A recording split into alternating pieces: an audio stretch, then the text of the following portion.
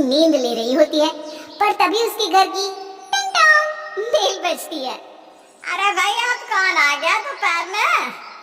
भगवान, इतनी दोपहर में भी कोई चैन से सोने नहीं देता। आ रही हूँ, आ रही हूँ। घर की बेल बजने की वजह से विमला की नींद खराब हो जाती है, पर जब विमला दरवाजा खोलती है और अपने सामने डिलीवरी बॉय को देखती है तो उसकी नींद के साथ साथ उसका दिमाग भी खराब हो जाता है।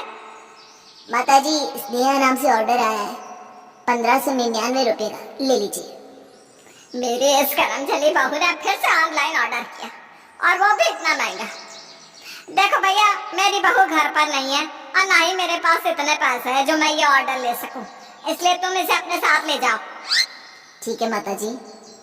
विमला डिलीवरी बॉय से झूठ बोलकर ऑर्डर रिटर्न भेजने लगती है, पर तभी स्नेहा 1599 रुपए लेकर बाहर आती है और डिलीवरी बॉय को रोककर उससे अपना पार्सल ले लेती है और अपनी सास से कहती है, माँ जी, मुझे आपसे ये उम्मीद नहीं थी, आप मेरा घर आया हुआ पार्सल रिटर्न कर रही थी। हो ना हो, इससे पहले जो मेरा पार्सल कैंसिल हुआ है उसके पीछे भी आप ही का हाथ है। बहू, जैसे तुझे मुझसे उम्मीद नहीं थी कि मैं तेरा पार्सल रिटर्न करवा दूंगी, ठीक उसी तरह से मुझे भी विश्वास नहीं हो रहा कि तू मुझ पर जरा भी विश्वास नहीं करती। अरे पिछली बार जो तेरा ऑर्डर कैंसिल हुआ था वो मैंने नहीं किया, और तू तो हर हफ्ते कुछ ना कुछ ऑनलाइन ऑर्डर करती है। मैं ना तेरे इस ऑनलाइन शॉपिंग से बहुत परेशान हो चुकी हूँ। हाँ तो कौन से आपको पैसे देने होते? मैं अपने पैसे से ऑर्डर करती हूँ चीजें। इतना बोलकर स्नेहा मुंह टेढ़ा कर वहां से चली जाती है। स्नेहा की ये हरकत देखकर विमला को बहुत गुस्सा आता है, पर बेचारी विमला कर भी क्या सकती थी। अब इसी तरह से कुछ दिन बीत जाते हैं और एक बार फिर से स्नेहा के नाम पर एक पार्सल आता है। महारानी जी ने फिर से कुछ ऑर्डर किया है। अरे भैया, इसके पैसे दे रखे हैं या मुझे देने पड़ेंगे? माताजी, पेमेंट हो रखी है, बस आप OTP बता दीजिए। अरे भैया जी, जिस नंबर से ऑर्डर हुआ है आप उसी नंबर पर फोन करके OTP पूछ लीजिए। माँ जी, आप हर बार इस तरह की हरकतें क्यों करती हैं? मैं घर में ही हूँ ना, आप मुझे आवाज दे सकती थी ना। खामखा बेचारे पर नाराजगी झाड़ रही हैं। भैया जी, OTP लिखिए 9960। स्नेहा अपना पार्सल लेकर अपनी सास के सामने अपना पार्सल खोलती है, जिसमें से बहुत सुंदर साड़ी निकलती है।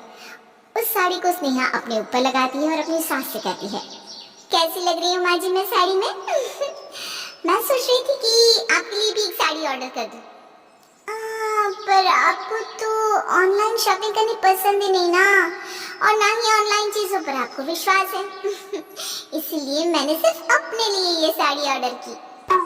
ये सब तो बहुत तेरे बहाने हैं। हमेशा तू अपने लिए शॉपिंग कर लेती है और कभी मेरे बारे में नहीं सोचती।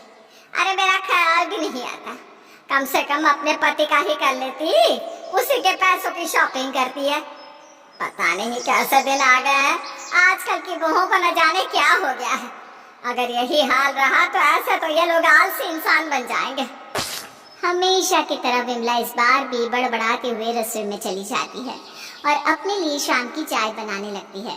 वहीं दूसरी ओर स्नेहा को किसी भी बात का कोई फर्क नहीं पड़ता। समय यूं ही बीतता है और समय के साथ स्नेहा की फालतू की शॉपिंग भी बढ़ने लगती है। अब स्नेहा घर में रहे ना रहे, पर उसका पार्सल जरूर आता। इस वक्त फिर से बेल बजे। हो ना हो मेरी निकम्मे बहू ने फिर से कोई शॉपिंग करी है, उसी का ऑर्डर आया होगा। लेकिन जो भी है, इस बार तो मैं इसका पार्सल वापस करके ही रहूंगी। कितना बेफिजूल खर्च करती है यह। बेल की आवाज सुनकर विमला समझ जाती है कि हर बार की तरह इस बार भी डिलीवरी बॉय होगा।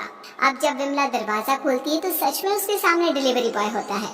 डिलीवरी बॉय को सामने देखकर विमला उससे कहती है, स्नेहा के नाम से ऑर्डर होगा, घर पर है नहीं बहू, मुझे दे दो पार्सल, मुझे ही रिसीव करना पड़ता है उसका। महारानी का क्या है, ऑर्डर पर ऑर्डर करती है और खुद गायब हो जाती है। ये नहीं कि ऑर्डर करती है तो रिसीव भी करे। न जाने कैसी बहू मिल गई है मुझे। हे भगवान, ऐसी बहू किसी को ना देना। विमला अपनी बहू का पार्सल लेकर दरवाजा बंद करने लगती है, पर तभी डिलीवरी बॉय विमला से कहता है, माताजी पेमेंट तो दे दीजिए, इसकी पेमेंट नहीं हुई है, 2000 रुपये। क्या? इस बार उस करमजली ने पेमेंट भी नहीं की? अच्छा बेटा यहीं रुक, अभी लेकर आती हूँ पैसे। बेचारी विमला पहले सिर्फ अपनी बहू का ऑर्डर रिसीव करती थी, पर अब तो ऐसे दिन आ जाते हैं कि विमला को ऑर्डर के साथ पेमेंट भी करनी पड़ती है।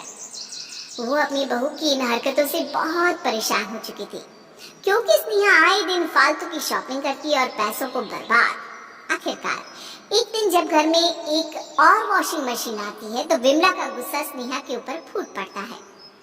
इतना बड़ा पार्सल क्या हो सकता है? अरे भैया इसकी तो पेमेंट हो रखी है ना? नहीं माताजी, कैश ऑन डिलीवरी है। आप जल्दी से मुझे 25,000 दे दीजिए, आपकी वॉशिंग मशीन लगाने वाला बंदा कल आ जाएगा। क्या इसमें वॉशिंग मशीन है? अरे घर में एक वॉशिंग मशीन तो पड़ी हुई है। फिर भी इस नालायक ने एक और वॉशिंग मशीन मंगवा ली। इसके पैसे मैं नहीं दे रही, भरेगा उसका पति। बेटा तुम यहीं रुको। विमला अपने बेटे को फोन करती है और उसे सारी बात बताती है। देख बेटा, अपनी बीवी पर ना लगाम दे, वरना तेरी बीवी इस घर को भी बेचकर शॉपिंग करने लगेगी। अरे घर में वॉशिंग मशीन होने के बावजूद भी उसने एक और वॉशिंग मशीन ऑर्डर कर ली 25,000 की, ऊपर से पेमेंट देनी भी बाकी है। अरे कहाँ से दूंगा? तू ऑफिस में बैठकर ऑनलाइन पेमेंट कर, वरना तेरी बीवी का पार्सल मैं वापस कर दूंगी। फिर मत कहना कि माँ मेरी बीवी से क्यों लड़ती हो। अरे माँ आप शांत हो जाओ। स्नेहा ने वॉशिंग मशीन मुझसे पूछ कर लिया है। पहले वाली मशीन बहुत पुरानी हो गई है, उसे हम बेच देंगे और मैं अभी ऑनलाइन पेमेंट कर रहा हूँ। आप अपनी बहू से मत लड़ना। बाकी मैं उससे समझाता हूँ कि फालतू की शॉपिंग ना किया करें। और एक बात माँ, मैं ये तो कभी नहीं कहता ना कि आप ही लड़ती हो स्नेहा से, तो आप गुस्सा क्यों करती हो? शांत हो जाओ ना, पेमेंट कर रहा हूँ मैं।